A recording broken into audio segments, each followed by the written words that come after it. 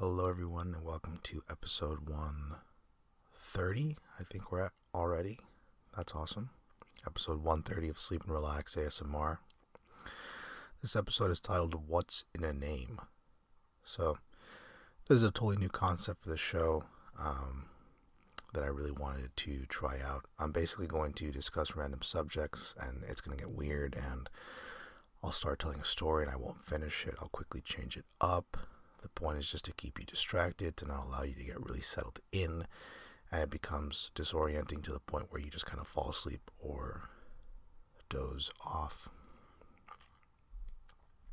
So, it's really just a random collection of sentences and stories that aren't necessarily interrelated, and sometimes what I've found that when sort of listening back to my episodes or listening to other ASMR content, when it's very linear, you're almost lingering on each word or each sentence, and so it kind of forces you, whether you want to or not, to pay attention. But if an episode is not really making sense or not really bothering to connect the dots, I think it becomes easier for us to sort of take a back seat and just kind of fall asleep or relax or let go for a little bit. So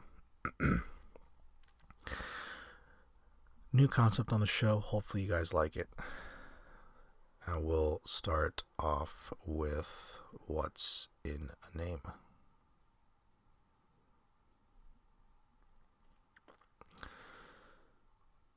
So there's some names that I like and some names that I love. I can't say I hate any, really. What's to hate in a name anyways? For some reason, there's some names that I find fun to say, and some that sound a little strange, really, in my head at least. There's some names that evoke happy memories, and others that remind me of specific stories in my mind. And I wonder why it is that some names stick out to me more than others, and why I like some others a little more than comparable names. A name like Alex, right? It's alright, it's common, but why is a name like Paul common and I seem to gravitate towards it? It kind of reminds me of Paul, who was the brother of a really good friend of mine in high school. He was a cool guy. He ended up thinking he was cooler than his brother, or I ended up thinking he was cooler than his brother at least. So I kind of stopped hanging out with his brother. I wonder if Jerry's upset by that. But Jerry's not a bad name either. It's kind of nice and has a friendly ring to it, don't you think? His real name was Gerard, but I just called him Jerry. Can't really remember why I started doing that. Why not G? Why not Ger or Jer? Why Jerry? I don't know. That was high school. It was just kind of a different time. Jerry's the only friend I had who I give a nickname to. I gave a nickname to that wasn't really close to his name. I had Fred, which is what I exclusively called him, but his name was Frederick, so it was kind of a no-brainer. Kevin was Kev, Edward was Ed, Timothy was Tim. There's just a pattern of shortening names by a couple letters. What's up with that, really? Shortening names by a couple letters anyway. If you think about it, Fred isn't that much more difficult to say than Frederick, or it's not that much easier to say than Frederick. It's kind of lazy. It's really lazy, actually. I would say that Daniela was the laziest one in school. She didn't really try very hard, and I never really understood it. She didn't seem to like anyone either. Neither did Georgina, actually. I remember one day Georgina's mother came into the school to complain that kids weren't speaking to her daughter. And it was odd because it wasn't that we stopped talking to her on purpose. It was just one of those things that people were just focused on their own stuff. It's high school, and they didn't think to actively go by and say hi to Georgina every day. So anyway, Georgina was pretty friendly. Michelle was friendlier, and Will was definitely the friendliest. Will was so friendly that he was just an angel. He was the kind of guy that you could trust to do exactly whatever he said he was going to do. But Will wasn't very good at basketball, and that became frustrating at times. He had this move where he would fake a pass by looking one way and then immediately passing in the other direction. And it worked the first 2 times on opposing defenders, but by the 3rd time they would inevitably just steal the pass and score on the other side. But he played good defense and tried hard, but he could never quite learn how to make a pass without giving away exactly what he was going to do before. Eventually, our coach had to just put in Kevin in there, Which, again, why do I refer to him as Kevin whenever I'm speaking now and not just as Kev? As a matter of fact, I had coffee with him the other day, and I just decided to call him Kevin instead of Kevin. He gave me this weird look, like, as if I was calling him a different name, like, I don't know, Johnny. But I don't know. I just don't understand why it is I would call him Kev, and then as an adult, I decide to call him Kevin. As a matter of fact, Kev seems a little too childish. But that's totally subjective, and that makes no sense. Kev was good at basketball, actually. Dave was pretty good, too. He moved well for a guy's height. He had a good jump shot. But he could be uncoordinated. Not as uncoordinated as Chris. No one was as uncoordinated as Chris. He can barely tie his own shoes without stumbling over or breaking something. One time in Mr. Z's class, he walked into the lab and somehow managed to knock down and break all the beakers. Every single one of them. Rebecca laughed at him, but I felt kind of sorry, to be honest. But Rebecca could be a little mean at times and laugh at people when they were down, which wasn't nice in my opinion. But she was also very pretty, so she would just flirt with the smart kids and get their notes and homework and whatever suited it, whatever suited her flavor, whatever kind of suited her for the day. One day I told her I wouldn't give her my notes because I hated that she wouldn't say hi to me unless she needed something, and she just kind of rolled her eyes and walked away. We maybe spoke 8 words throughout the next 3 years of going to school together after that. And then she moved away somewhere, but I can't quite remember where. I want to say Wisconsin. But maybe if it's not Wisconsin, maybe she went to, maybe it was, I can't remember, North Dakota. I don't know. Well, I don't know where I'd rather live between North Dakota and Wisconsin. I don't really know much about either place. I assume both are kind of rural. I wonder if her name Rebecca was interesting in a place like Wisconsin. I don't know. I'm not saying it was. I'm just guessing, or I'm asking really. Whoever has the answer, that'd be nice. But going back to Chris and his clumsiness and breaking all the beakers in the lab, Mr. Z was in shock. He couldn't believe someone had broken all the beakers in class. Mr. Z's first name was Randall. I can never get over the fact it had 2 L's at the end of his name rather than 1. Chuck would write his name with 2 K's at the end of his name on exams as a sort of joke to Mr. Z, but I don't think he ever caught on. And to be quite honest, Chuck had this sense of humor that if you weren't really paying attention, you'd miss what the joke was. That's what was kind of interesting about Chuck, was just very subtle. Wouldn't really laugh a lot, but just definitely one of the funniest guys I went to school with. And it was just the kind of thing where, again, if you looked away or if you didn't really know what his kind of humor was, you definitely wouldn't pick up on it. So I don't think Mr. Z ever really understood what he was going for. That kind of brings me back to nicknames. Chuck. It wasn't his real name, but now that I think of it, I can't tell you what his real name was because I don't really remember. I can't think of his last name either.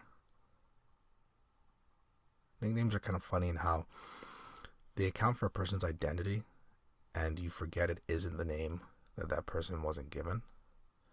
But then what about Sanders? We only called him by his last name. But again, no one really knew why. His first name was Laramie. Maybe it's because he didn't like his first name. His brother also had an odd name too. It was Lars. Their family might have been from Norway or Sweden now that I think of it. I always liked the name Lars over Laramie. It was just so much easier and it didn't sound as nasally when I would say it. Linda would hold her nose together and say hi to Laramie as a joke because everyone agreed you couldn't say Laramie without saying it in this very nasally kind of obnoxious way. Laramie reminded me of Sam because they looked similar, except Sam was a little taller and Sam went to a different school. Samuel was his name, I suppose, but I never called him by his full name either. I don't think his parents did either. Samuel and Laramie would be part of a group I'd hang out with occasionally, and people would swear they were brothers, maybe even twins, but they weren't related, weren't from the same place, weren't from the same country. Which makes me kind of wonder, is it a rule that twins need to have the first letter of their names the exact same? I know sets of twins, all of which share the same first letter in their names. You have Erica and Eli, Mary and Mariah, Carlos and Carmen, all of them. I can't really think of twins that don't share the first letter in their names. Well, maybe Max and Charlie, so that rule isn't one that applies all the time, I guess.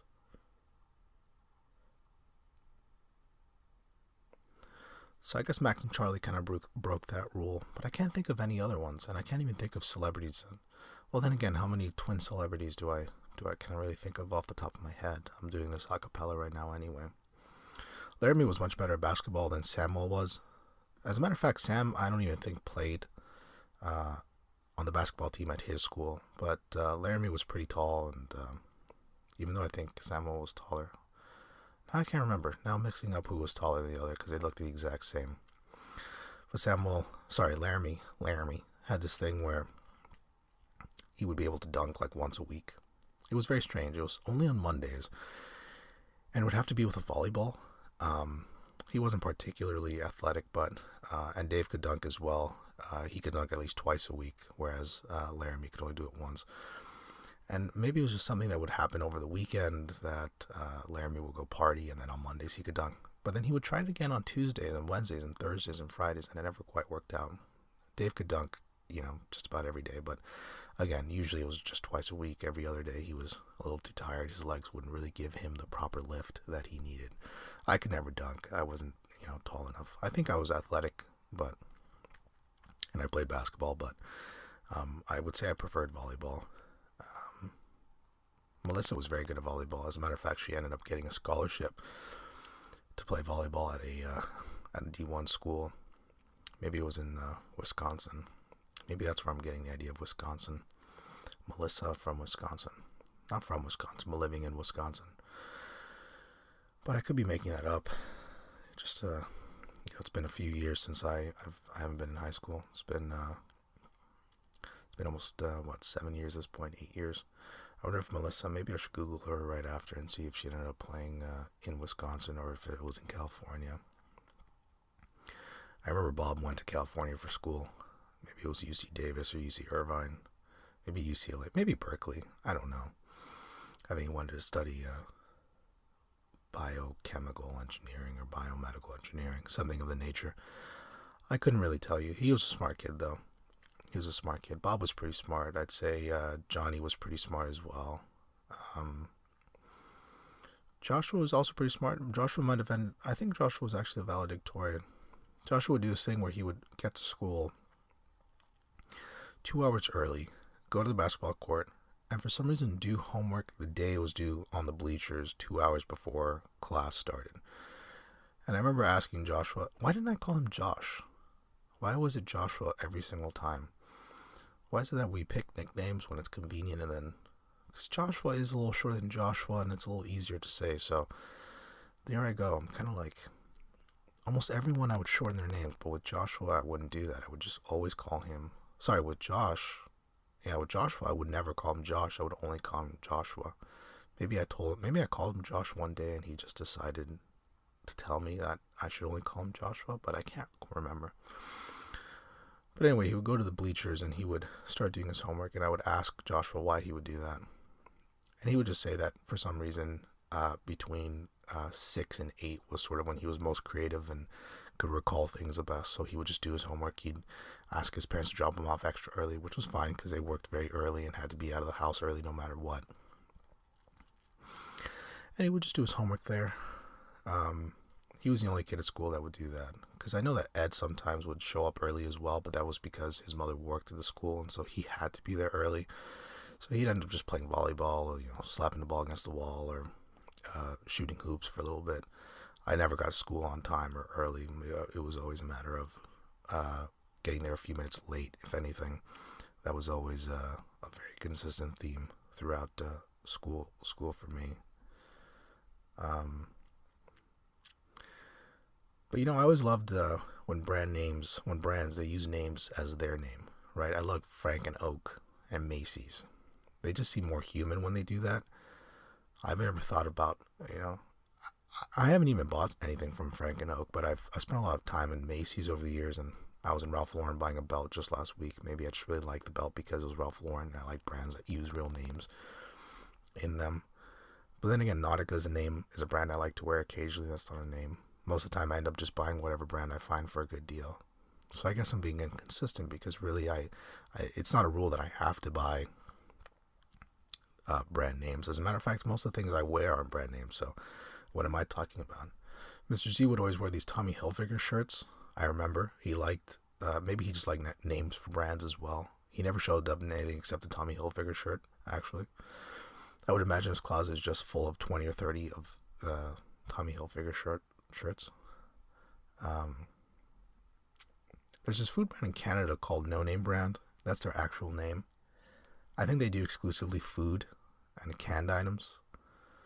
Or maybe they do also home-related items. I think I saw them sell cups when I was at Loblaws visiting Canada.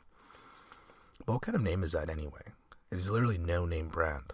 But I think it's so silly that your brand name would be No Name Brand, as if they're just trying to hide it from the world. It was just jarring because their color is yellow, so you see this bright yellow sticker on it, on this item, and it would just read No Name Brand, cups or chicken or whatever it might have been. How does that make any sense? You're saying you're a no-name brand, and yet you have the flashiest, most obnoxious yellow color for your brand. It was just this black and yellow logo, just bland as all could ever be. And it was shocking how bright their branding was, and it was no-name brand. It's like the guy in the back of a room that doesn't want to be heard, and yet just starts yelling things occasionally so everyone can look back at. And then he or she gets very embarrassed when people look back. But it's like, hey, you're yelling in the back of the room. You're being like the no-name brand. Jack and Jones, that was a store in Canada. I once went in to buy jeans there. This girl that worked there was very helpful. Kristen, I think her name was. And while I was looking for a new pair of jeans, and I was scanning the store, when I find one pair of jeans that I thought would look great. And so I go and try them on, and as I'm trying them on, I ended up slipping in the changing room, and I split the pant in half. And so Kristen asked if I was okay. I sort of panicked because I didn't want to pay for ripped jeans, but I also didn't want to just leave them hiding there. So I went out and embarrassed, I told Kristen what happened. And she let me go without even a blink of an eye. And I think she was flirting with me, to be honest, so maybe that helped as well. But I just slipped. And I just ripped them right down the middle. Just right down the middle of the pant. And it was the only time I've ever done that. And I'm not very proud of it. But here I am sharing it with you, the listener, because you're my friend, I suppose. I hope you're my friend. I hope you don't criticize me too hard after this. I always disliked the name Abercrombie and Fitch. It just seemed forced. Maybe I just didn't really... I guess I didn't fit their demographic. Or maybe I just didn't like the name. So I didn't give them a chance, really. Fierce was the name of the cologne that my cousin bought me from Abercrombie & Fitch when I was 14 or 15. I used to wear it all the time and would get compliments. At least I think that was the name. I don't think it was... I didn't think it was that fierce. It just kind of smelled like a cocky little teenager. Not sure what kind of smell a cocky teenager gives off, but fierce is probably as close as what it would be, as if I can really think of it. Jerry had one from Davidoff that I always thought was nice, and Alyssa would always give him a hug whenever he was wearing it to school. I was tempted to switch over to the one Jerry would wear, but I never quite did it. I thought, if Alyssa's going to give Jerry a hug for the cologne he wears, would she really give me a hug because I'm wearing the exact same cologne? It kind of seemed a little false and a little faulty. I didn't think she'd really appreciate that. We were good friends too, Alyssa and I were, so maybe if I just asked her, she'd give me a hug no matter what. She would give me hugs all the time, actually.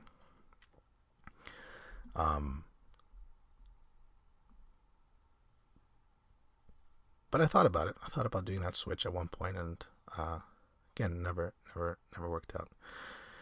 Tim wore one from Polo, Ralph Lauren. That was always really nice as well. That I thought was nice, but now that I think about it, I don't think Alyssa or Rebecca or anyone ever gave him a hug for wearing it. So maybe he was attracting the wrong demographic, or maybe it was a scent that men wore that men really liked and that women didn't really like. I don't know. It's fine. It's whatever floats your boat. I'm not saying one is correct and one is incorrect. It's just more of a random thought that's running through my head. Sometimes I wonder what impact a person's name has on them, If is someone named Ashley going to have a different perspective on life? Is someone named Alexandra or Kyle's predestined to be skater bros? So on and so forth. I wonder if that's a thought that's ever crossed your mind before I mention it now. I wonder if someone with the name Alyssa is going to choose a different path in life over someone named Marie. Is someone named Claude, born in the United States, going to have a different view on the world? I don't know. I don't know. And this is something that has definitely crossed my mind once or twice. The crossing of this has definitely occurred. I remember one time Billy crossed me over in basketball so bad that I actually twisted my ankle. And it was one of those moments that you feel so embarrassed because you've been victimized by, not victimized, that's a very strong word, but you feel You feel embarrassed. It almost feels like you're just naked out on the court and everyone's just kind of laughing at you, because Billy was really good at basketball. He was definitely the best basketball player. And it was just this vicious cross that, it's not exactly the crossing of the mind, but it's the crossing of, the basketball, and then you just kind of trip over yourself, and you embarrassingly just kind of trip over and fall, and that wasn't fun for me at the time. And if it wasn't going to be me, it was going to be someone else. I guess that's just the way it works. I remember one time I blocked him, and he didn't like that, and but we were always friendly within the team, But I wonder, is someone named Alex going to have a different life than someone named Bob? Is Bob going to be any different than Robert? Is Robert going to be... I mean, I guess Bob could be a Robert, really, right? Because Bob is the nickname for Robert, which I never quite understood, because why wouldn't you just go for Rob instead of just Bob? I mean, why are you changing the R to a B? There is no B in Robert aside from the B at the end of Rob. So if, why the switch from the R to the B? I just... Nicknames are just something that, obviously are subjective. You never know how they're going to come to be, but I digress. I've been digressing this entire episode. The main point of this episode was, what's in a name, right? Like, what happens? How does someone's name change their trajectory in life? What sort of path does someone's name encourage them to take or dissuade them from taking because of their name? That's really a question I have. I don't have any answers, of course. I'm just a guy behind a microphone just speaking and rambling. It's more just a thought for you to consider if you want. You don't have to. You really don't have to. It's really your call. But that's all I have to say about the topic. Hope you guys enjoyed this episode. Hope you guys enjoyed the concept of the episode. I had a really good time making this episode, just really random. If you're not asleep by now, well, if you're asleep, I guess you're not going to listen to this part of the episode, but if you think this is an interesting concept, let me know at hello at sleepandrelaxasmr.com. I plan on making maybe at least one more. I know it's different. I know for some of you it's not your flavor, but why not keep on mixing it up? Why not keep mixing it up? So that's the end of this episode. Thanks as always for listening, and take care.